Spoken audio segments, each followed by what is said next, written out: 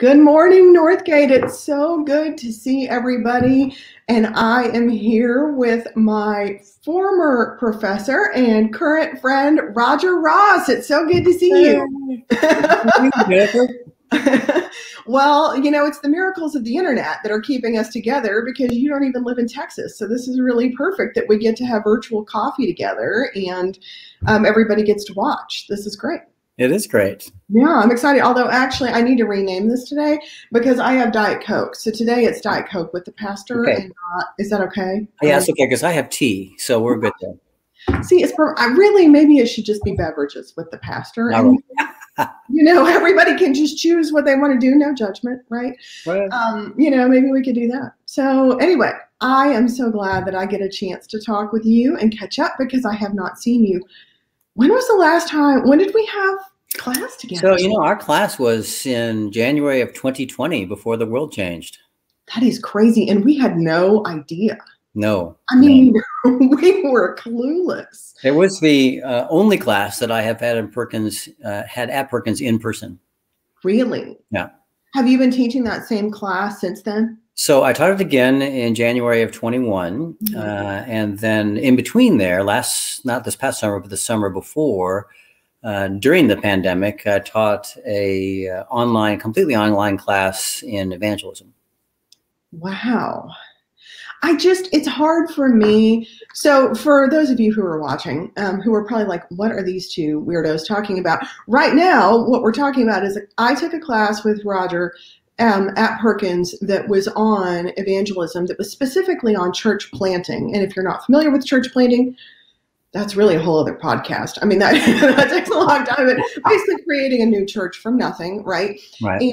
And you've done that before very successfully. And so you taught that class and I needed evangelism credit and I did not feel called to be a church planter, but I felt called to complete my degree at Perkins. And I needed an evangelism credit and it was offered during the January term. And so that's what we're talking about is this intensive class that I took where I dragged along my teenage son, Jack, who loved it. And it was a wonderful experience, but you know, it was so experiential and we took so many field trips and stuff. I can't imagine doing that solely online. You know what I mean? Yeah, actually, of course, you can't take the field trip. And that was one of the highlights of the whole class for sure. But I was able to bring in some people from the outside because you can, you know, when you're online, you can bring in people from the outside just the same as you can in person. And we did some of that actually in that class. But it, you know, I think you lose a little bit of something. I like to be face-to-face in person if possible. I think when you go from 3D to 2D, you miss a lot in that 1D. Absolutely. No, I agree with you. I will never, ever forget. I'm going to get emotional. I'm going to try not to. I will never forget the experience of Jack being there with you because he had such a powerful encounter with the Holy Spirit in that class. And it really has made a profound effect, a lasting effect on his faith. And I'm grateful for that. And that last class we had where you anointed us with oil was so powerful and is not something you can replicate on Zoom or whatever it is. So while I am grateful for all the technology that we have, I think you're right. I mean, it's just not always going to be the same experience. So that's great. It's not, but it was a thrill to have Jack in the class with you. Jack, who was what, 13 at the time? He's now 15 and can you believe he's in high school now? Yeah. And he's 15. He tells you hello, by the way. He's very upset that he can't be here right now because he wanted to be on camera talking to Roger Ross. But I told him that I would pass along all of his good wishes. So he remembers you very fondly and he loved it. He's still he went to Perkins classes with me and much like the other students kind of paid attention, kind of not, just kind of depends. He remembers so much of your class. He continues this day to quote you back to me occasionally. When things come up in ministry, he remembers what you said in class. Yeah, that is crazy. Yeah. I mean, he was so attentive. I mean, I was stunned by that. I'm like, at 13, I would have gone, you know, looking for a video game. I mean, I just would not have done that. So he's a different kid and he's amazing and I'm grateful for him. So anyway, enough about Jack. We could do a whole separate podcast on him. I mean, I've got like a season's worth of material basically, I think here that we could just talk about all day. But Why don't, since we obviously know each other because we had this, immersion experience together. So I know you pretty well and I think you're amazing, or I wouldn't have asked you on Beverages with the Pastor. I can't work on that name. But other people who are watching this probably don't know you. So to really kick things off, can you tell people your name, where you live, a little bit about your background and what your current ministry setting is? Sure. Well, my name is Roger Ross, and I actually grew up and spent most of my life in Illinois, and actually did attend Perkins back in the day before I went into ministry full-time as a pastor, and had a wonderful experience of Perkins, but that was like back in the 80s. That was a long time ago. So things have changed a bit since then, and I served as a pastor for over 30 years in Illinois.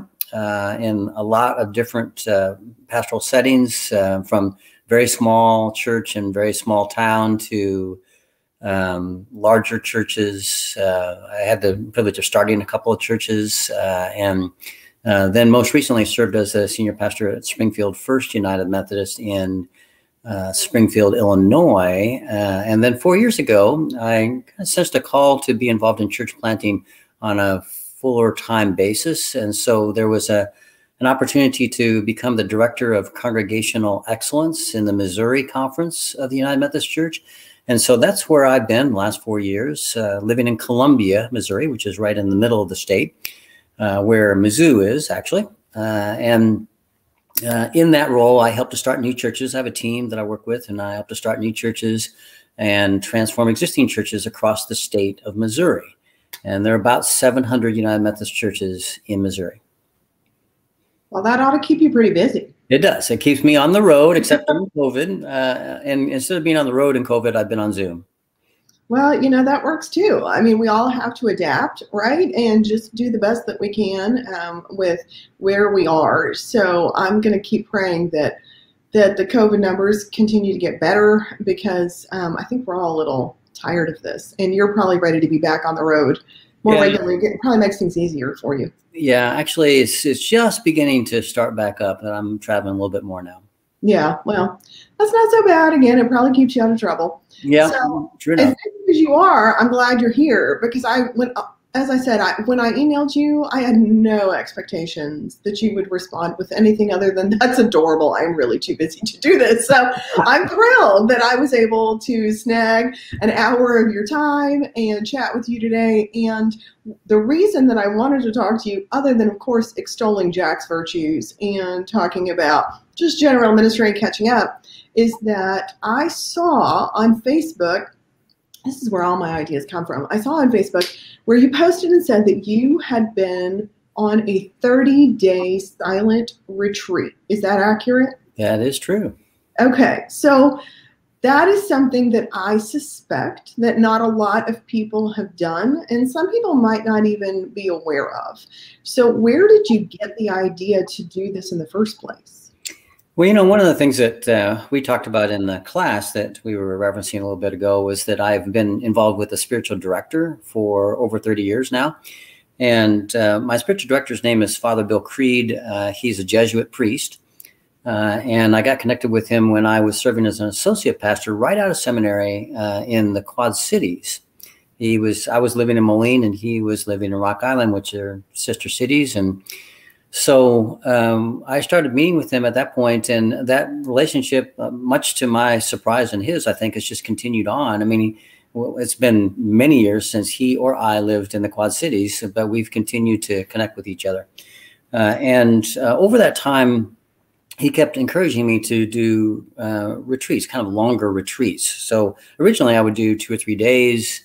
And that was a pretty big deal for me, being someplace in a retreat center, mostly by myself, except for maybe meeting with Father Bill for an hour or so once a day.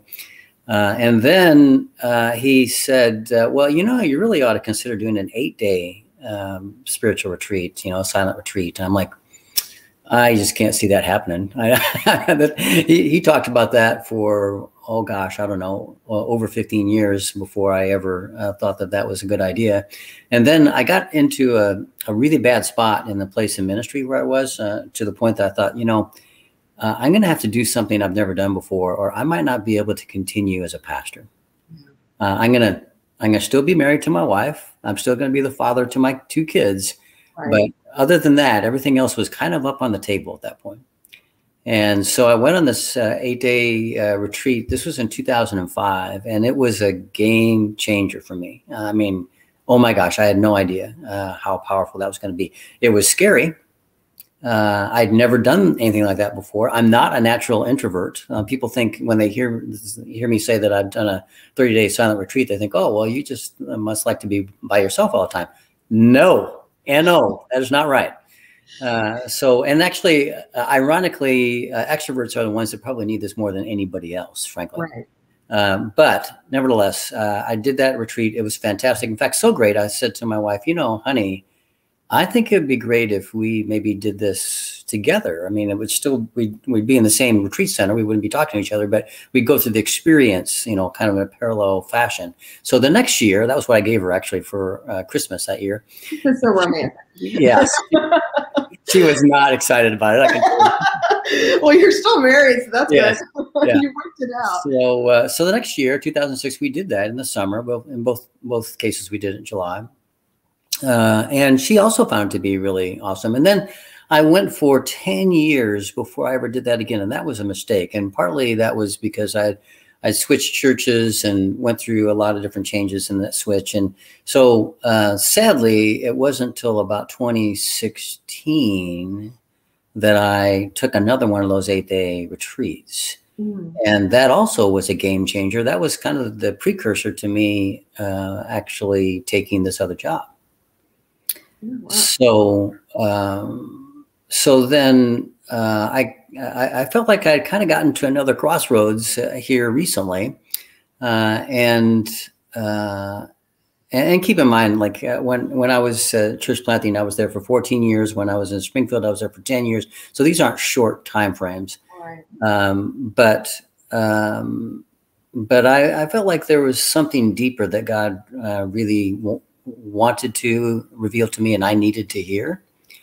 But I wasn't sure exactly what that was. And I didn't know how else to do this, but to kind of go full bore. And this, about a year ago in September, I started in a class with my spiritual director, Father Bill, that was all about Ignatian spirituality. And I did that for about an 8-month time frame online. He still teaches those classes. He now lives and works out of Loyola University in Chicago. And so it was all online. And at the end of that, this past April, I thought, I feel some stirrings in my soul about things that I really would like to have God reveal to me, but I can't seem to get it. It's like on the tip of my tongue. I can't see it, and I just did this whole class on Ignatian spirituality. Maybe I should actually do the spiritual exercises of Ignatius instead of just reading about them and talking about them. So I got permission from my bishop to do that because this is a 30-day deal. So I took 2 weeks of vacation and 2 weeks of study leave that were available to me. And fortunately, there was a guy that the bishop in Missouri knew that I didn't know, who apparently had a place, kind of an apartment above his quote unquote garage. I mean, it really was like a French chalet. I mean, it was the way he built it. It was like incredible.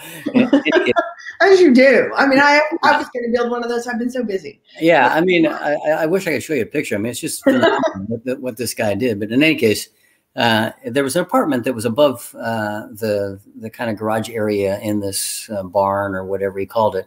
And it was a place where he and his wife had lived while they were building the house that was, maybe 60 yards away. And then they moved into the house a couple of years after that, and it's just been sitting empty. And he told the bishop, look, if you ever got a pastor that wants a retreat, a quiet place, they could be away and alone, I got the spot for him. So I called the guy up, said, what do you think? And he says, well, yeah, I'd love for you to come. How long are you thinking about? I'm like, 30 days. And I thought either drop the phone or hang up, one of the two. Yeah, I was going to say, it's a good thing you weren't trying to push your luck or anything. Yeah. Yeah. And because we didn't know each other from Adam, Right. And so he says, well, when are you thinking? I said, well, I'm thinking July 29th through the 28th, or I'm sorry, June 29th to the 28th of July. And he said, okay, I think that'll work. I'm like, it will? So in any case, we worked that out, and that's where I stayed. And he just gave that spot to me for free for all 30 days. And I was kind of on my own for taking care of my meals and that kind of stuff. But it was a full apartment. It had a full kitchen and all that kind of stuff. So that was not a problem. Did you have like a guided retreaty sort of stuff you were supposed to do while you were there? Or was it just being in silence the whole time? Yeah. So a lot of people wonder about that. Like, what do you do for 30 days on a silent retreat? And of course, I really didn't know either. I'd never done it before. But this is a very specific kind of process. So I had a spiritual director that I worked with. It wasn't Father Bill. It was someone he recommended. He wasn't going to be available. So I met with her every day for 30 days, all 30 days. Okay. We met for 75 minutes to 90 minutes each day. And I also had assignments that were kind of loosely based on this book by Kevin O'Brien called The Ignatian Adventure. Oops, there we go. And my spiritual director would make assignments, and basically there were 5 one-hour prayer periods that I was to engage in on a daily basis. Now, what made that a little trickier than what it sounds is that those 5 one-hour prayer periods rarely ever went for 1 hour, because it takes a little while to get into this deeper level of prayer. And then you actually engage in the prayer, and then you need to reflect on the prayer, and then you need to actually journal about it afterwards. And so that could take anywhere from 1.5 hours to 2.5 hours per period. So you're really stretching out across the day when you do that, in addition to the 75 to 90 minute time with the spiritual director. So the days were fairly filled, frankly. And for me, I'm a journaler from way back. I've been doing this for many years. I journal every day. And that was an incredibly important part of the process, because there's no way that I could go back and tell you what happened to me or what happened in the midst of my prayer time in the 3rd prayer period on day 17. I have no clue. But I can go back to my journal and tell you with great accuracy what was going on. In fact, it turns out over the course of that 30 days, I wrote 398 pages. Oh my gosh, you wrote a book. I did. That was my journey. Wow. So it was so in between those times, so it's like an entire prayer experience. So, so when there are those specific prayer periods, but when you're not in one of those periods, then you need to kind of take a break where you can allow some of what just happened to sift into a deeper spot in you. And so you might go for a long walk, or, for me, I would, go for a run, or go hit golf balls. Sometimes I actually even played some golf, but the rule was if you play golf, you can't keep score, because then that takes you, for me, that I would get too competitive with myself on that. So I can't do that. I had a kayak with me. I would go out kayaking on a nearby lake, which was awesome. Love that. And those were the kind of the in-between times. And sometimes I just try to stack up the prayer periods so that I could have at least one section of the day that would be 2 to 3 hours that I could do something like that. Mm-hmm. And not surprisingly, sometimes some of the greatest things kind of fell into my mind and fell into my heart during that in-between time. Mm-hmm. Yep. That doesn't surprise me at all. Were you not in touch with your family at all during this time? So I was in touch somewhat. I mean, I certainly didn't call every day. I didn't even call every week. but I did have some calls, some texts. I did set up my phone so that I wasn't answering phone calls from anybody else. Right. And also setting up my text so that if people sent me a text who obviously wouldn't know what I was doing, they get a text right back saying, I'm on a retreat. I'll get back to you after 30 days. Right. Well, so when you did this, I mean, because you had never, like you said, you hadn't done a full 30-day silent retreat before. What sort of expectations did you have going into it? I mean, did you have anything in mind where you were sort of thinking, okay, this is how I think it's going to play out? Oh, absolutely. I mean, the first day, my spiritual director said, well, why are you here? Mm-hmm. And which is an appropriate question. And of course, I didn't know the woman that was serving as my spiritual director. I didn't know her at all. I mean, the first time we had a conversation other than through email was the first day of my retreat. Oh, wow. So we were really getting to know each other over the course of this time. And when you spend that much time with someone and talk about that many deep spiritual things over 30 days, you really get to know somebody, right? Mm-hmm. So the first day she says, well, why did you really want to do this? And I said, well, I think I know, because the spiritual exercises are designed. I mean, I knew enough about the spiritual exercises to know this, that they're designed for spiritual freedom, mm-hmm. To get freedom from, so you can have freedom for. All right. So I said to her, well, I really want to get some freedom from some things in my life, hurts, habits, hindrances. Ignatius would call them inordinate attachments. Mm-hmm. So that I could have freedom for loving, praising, and serving God and doing God's will in my life. That was the whole point. And if you don't have the freedom from, you really can't do the freedom for. Right.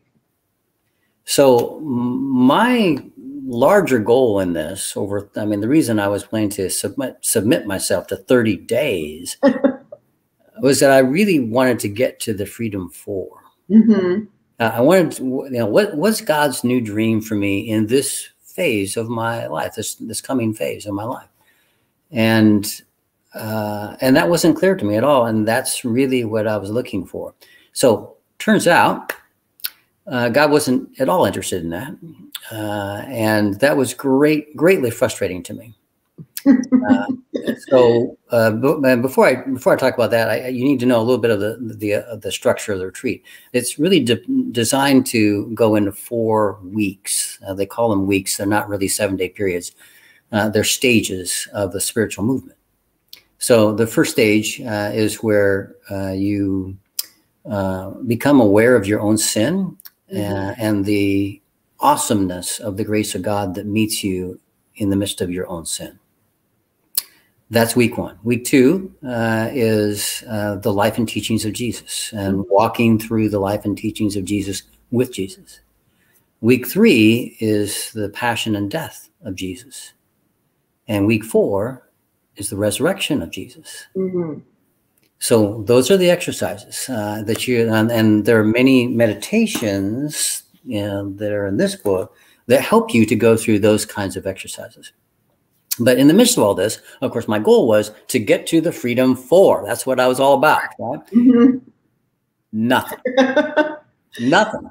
I'm at day. First of all, I'm at day 23.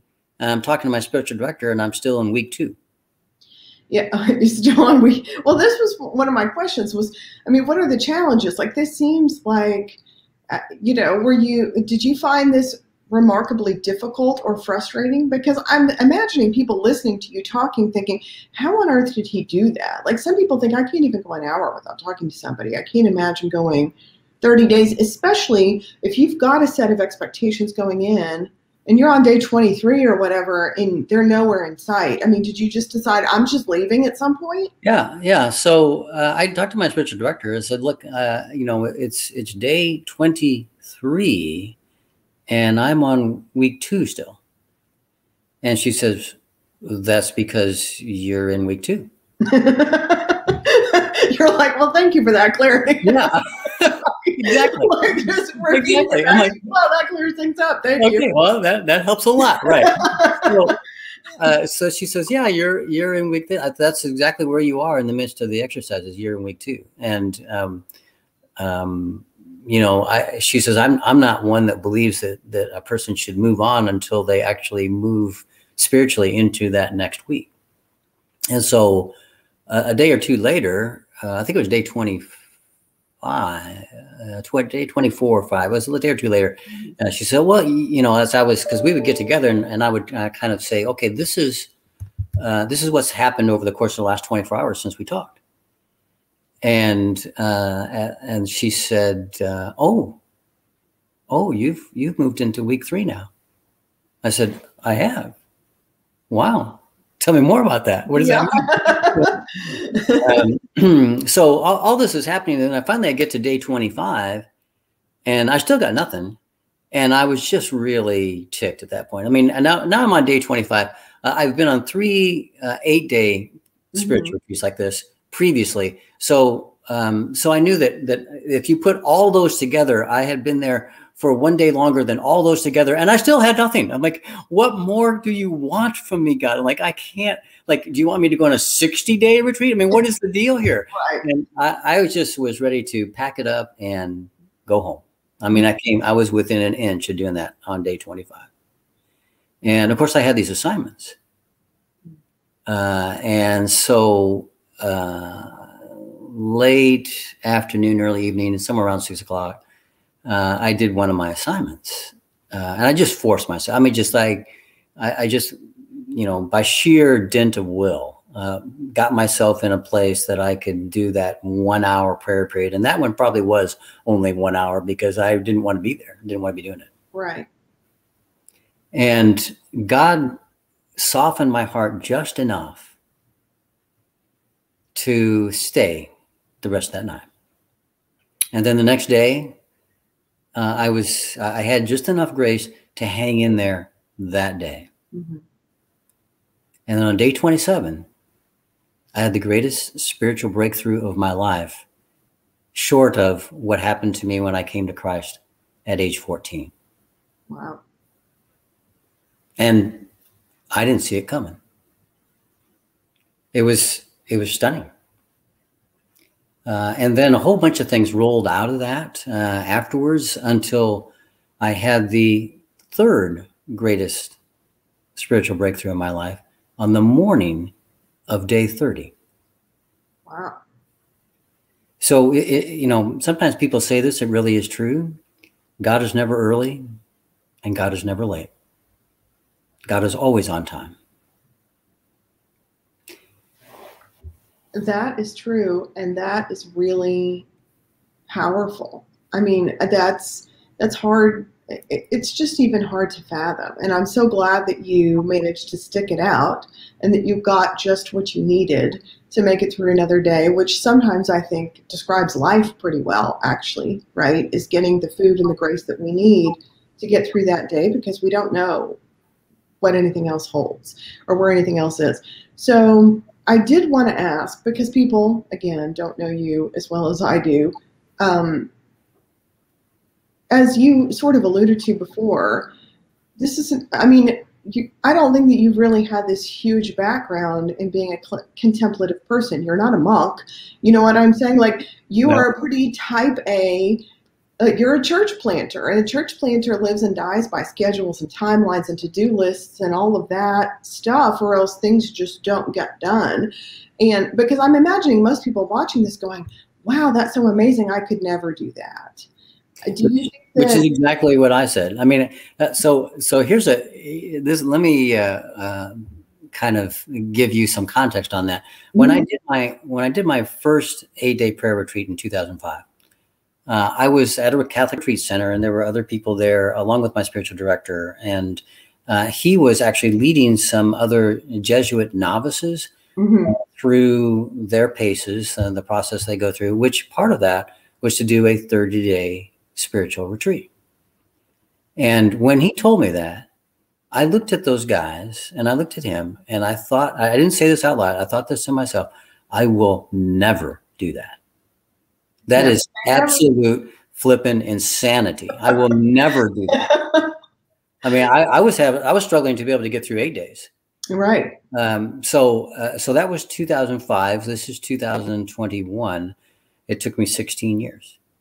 And I mean, do you really think though that you were able to sort of work your way up to that by doing some of the smaller things first and by through the spiritual direction? You know, because I'm kind of wondering what the best entry point is for somebody. Because I mean, some people might well be ready to take a deep dive, especially if you can. If I could go on a 30-day silent retreat, I would. I don't have that flexibility right now. But I mean, if I left for 30 days, I think my church members would be like, wasn't somebody supposed to preach here for a few weeks? They'd be a little confused.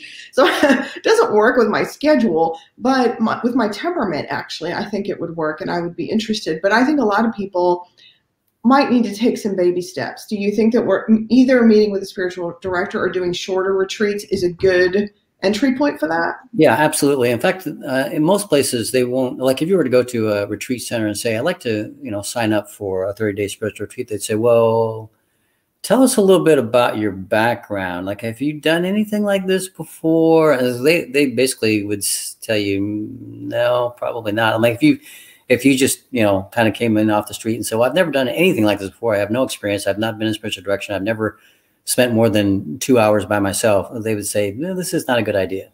Mm-hmm. So when I was looking at, because I looked at other retreat centers besides this place in Western Missouri where I ended up going, and they basically kind of wanted my resume with regard to spiritual direction, and had I spent any significant time doing retreats, if this was going to be my first 30-day retreat. Because what happens, I mean, this happens even for people that have some experience. They'll get on a retreat that's that long and they might not make it. They might, kind of cash out at about, day 13 or, whatever. And I just about cashed out on day 25, I mean, it was very, and at that point I'm thinking to myself, look, if I leave at day 25, who's going to blame me? I'm like, 25 days, that's pretty darn good, Right. Make it to 30, no one's going to really care about that. But God cared about that. Mm-hmm. In ways. Oh, sorry. Go ahead. No, I was just going to ask, I mean, but what is it that you think ultimately that you were able to get out of a full 30-day retreat that you really can't or had not been able to do out of an 8-day or a shorter period? Because, I mean, you've always had, and I'm not questioning you or judging, I'm just sort of curious, like trying to tease this out a little bit more, because to flesh it out a little bit more, because you've always had a good relationship with God. Obviously, you've had strong faith for a very long time. You're a very spiritual person. And so, I mean, was it mostly the revelations that you feel like that you had? Was it that plus something more? Was it the extended time to sort of reset yourself? I'm curious what it is. Yeah, so that's a great question. I want to go back and answer better the question you asked right before that, and I'll come to this one. Okay. Okay. Sorry.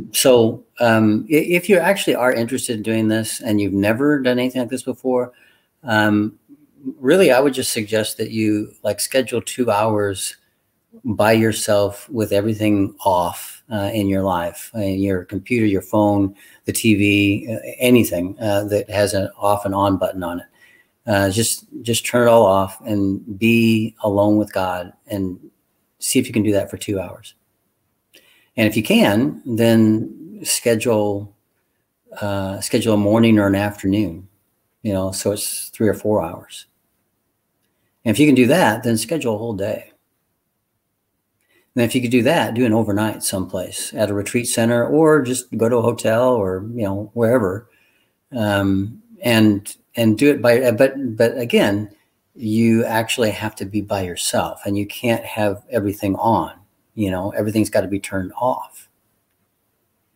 And once you've done that, then you begin to build your silence muscles. That's what I would call it. Because, Scripture is really pretty clear about this. In Psalms, it says, God says, be still and know that I am God. And there's something about stillness that reveals the person and the character of God in ways that you cannot get in any other fashion. So I am a type A. I am like an activator type. I mean, I love getting stuff done, and kind of taking the next hill, whatever that may be.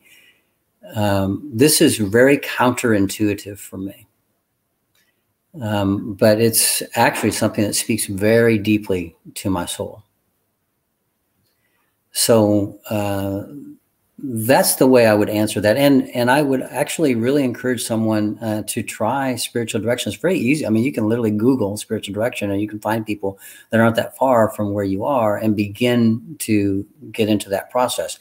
It doesn't necessarily have to be someone who is a part of the Roman Catholic tradition. There are lots of Protestant spiritual directors. The Jesuits have a very long, like centuries long history with this.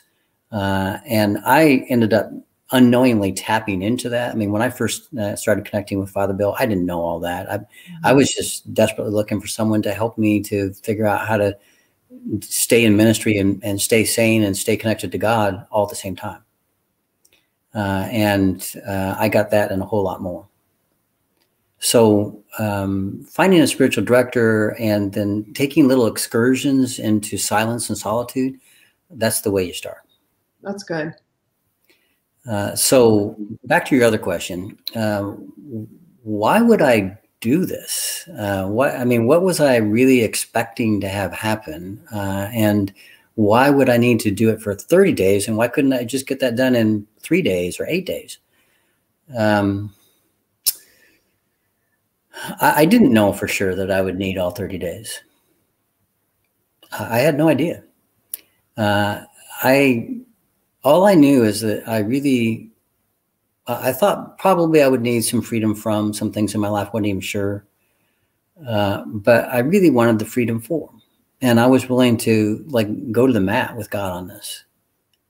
And as it turns out, God really wasn't interested in revealing much about my freedom for. I went for the whole 30 days and it was all about freedom from. That was what it's all the revelation, everything. It was about freedom from. And God revealed things to me and about my life and about how to get free from things that I've never been free from in my life. I'm going to be 62 years old in November. And I had never been free from a lot of these things in my entire life until now. In fact, there were some things that happened at the very end, at day 27 onto 30. There were things that I got free from that I didn't even know or believe I could get free from. Wow. They were outside of what some people called your intuitive circle, kind of that circle that's around you that you think, okay, well, the things that are inside are possible, but the things that are outside are impossible. Right. And that was an impossibility to me. And one of the things that was revealed to me in a way unlike anything I've ever experienced before is that God is actually the God of the impossible. That's good. That's really good. Well, and to your point, it is interesting that sometimes we kind of give up on ourselves, I think. And it's easy to just say, there's certain things about myself that I just can't change, or my circumstances. And maybe I can't, but God certainly can. And that's exactly it, Jennifer. That's exactly the point. So, someone that's been at this as long as I have, if you climb the mountain 164,322 times, you don't feel very hopeful that you're going to make it to the summit on that next time.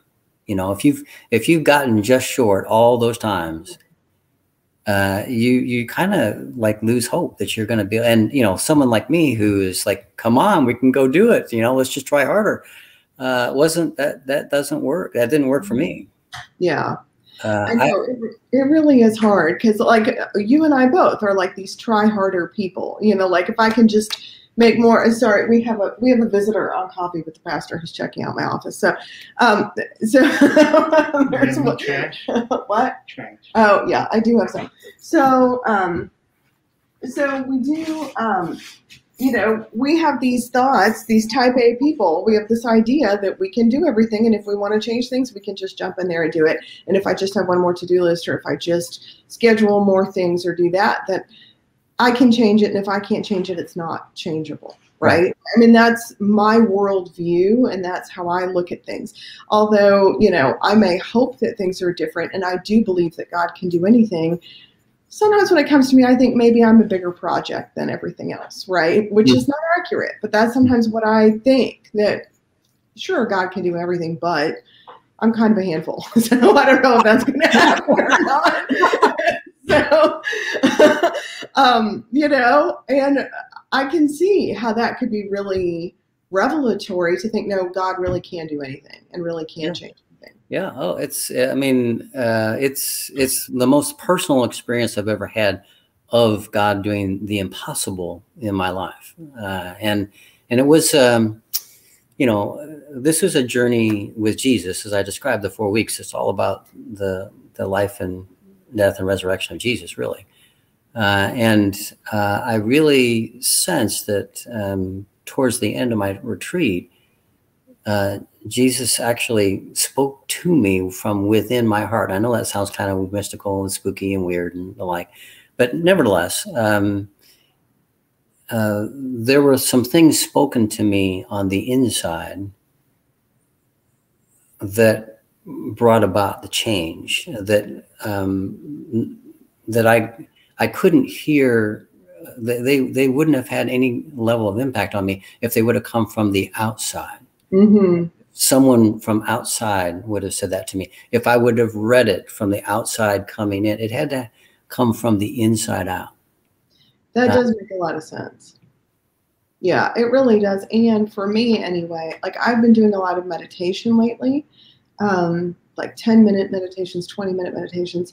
And I feel like it really like tamps down the noise in my life so that I can really get more clarity and focus on things that I can't focus on or get clarity on otherwise. And it kind of, I could see how it could tap into that as well, that it could sort of lower the level of noise so that you're better able to focus on. Yeah. So that's the other thing. Like when you are in long periods of silence like that, what happens is all the stuff that you have stuffed down for whatever length of time, it starts coming up, you know? And so it's I often use the metaphor of beach balls. You know, when you're, say you're out in the ocean and you're trying to push beach balls down under the water. Well, you can do that for a while. Usually it's a short amount of time. And then all of a sudden, whoosh, you know, one comes up and whoosh, the other one comes up because they're not meant to be pushed under the water. And that's what happens when you have time, you know, that kind of long alone time with God. Stuff starts coming up. I mean, stuff that you like forgot you ever stuffed down there. And you thought, well, maybe that's all gone and done. I mean, that was years ago. And sometimes it's not all gone and done, and it needs to be dealt with in an appropriate way, a fresh way, a different way. And that's one of the reasons why people often don't want to do this. Right. Yeah, I could see that. I mean, I could definitely see it bringing up a lot of things that you're just not ready to address. Right. And I could certainly see being there on day 25 or whatever and seeing things coming up saying, you know what? No, thank you. Not sure that I'm interested in that right now. Right. And haven't been for the past 15 years or whatever it is, right? Well, I told you about how long it took for me to go on these retreats. You know, it had to be, someone had to introduce the idea and talk about it over and over and over again. For the same reason. It's like, well, why would I want to do that? Right. I'm not sure I want to know that much. Yeah. Yeah. Yeah. I could see that. I mean, because it is very revealing, but I can see how that might be a little overwhelming or a little scary, you know? Yeah. So that's when people have asked, like, just give me the shorthand. What was it like? I said, well, it was very humbling. It was revealing. And it was life altering. So if you're up for that. Right. Yeah. Although sometimes I think the idea of altering your life sounds a lot better and different than what it actually ends up looking like. Well, it's true because it's life altering in a Godward direction, maybe not necessarily the one that you would have expected or chosen. Right. But then that becomes an issue of trust, right? Well, who really does know what would be best for my life, me or God? Yep. That whole surrender, saying, am I going to run my life or am I going to let God lead the way? It's hard. It is hard. The very last day, my 30th day, I said told you I had this huge revelation. That was early in the morning, actually, before I met with my spiritual director at 9 o'clock. Mm-hmm. And so I would explain this to her, and she was just agog with all of it. I mean, it's like, there had just been this flood of revelations, especially towards the end. And she says, well, Roger, this is really the way the spiritual exercises are designed to work. I said, well, what do you mean? Mm-hmm. And she said, well, when you go on the exercises, before you come, you're to essentially leave everything behind. And when you're on the exercises for those 30 days, you do your level best to engage with God as fully as you possibly can. And when you leave another person. Mm-hmm. And I'm here to tell you, there's a lot of truth to that. Wow. That is really powerful. Well, I am really happy for you that you were brave enough to engage on that journey, because it really is. I mean, it really is brave, and you really committed to it. I mean, getting approval from your bishop and doing all of that. So that really is a big commitment. Plus, your family probably would have been wondering what's going on if it happened. So you have to, like in my case, our kids are grown, but my wife, of course, she was the first one I asked about this. And she's, oh yeah, I think that's fine, honey. Go ahead. I'm like, oh no. You don't understand. If I go on a 30-day retreat, that means you are going on a 30-day retreat apart from me. And she thought that was okay. I mean, she wasn't crazy about it, but she thought that was okay. Well, when I came back home, she said, don't ever do that again. Well, I'm glad to hear that you're still married. Yeah. I'm glad that she's a little more understanding. Yeah, I can imagine having somebody leave for 30 days. It's a lot. Yeah.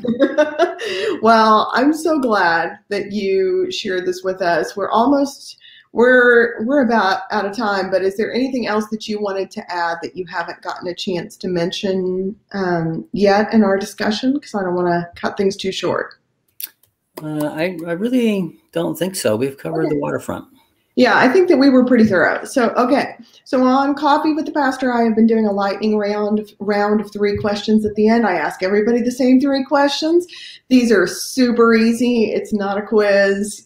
These are all just personal questions that you can answer however you like. And I'm just having fun seeing how everybody's answers are different. So are you ready for the lightning round? I'm ready. Bring it on.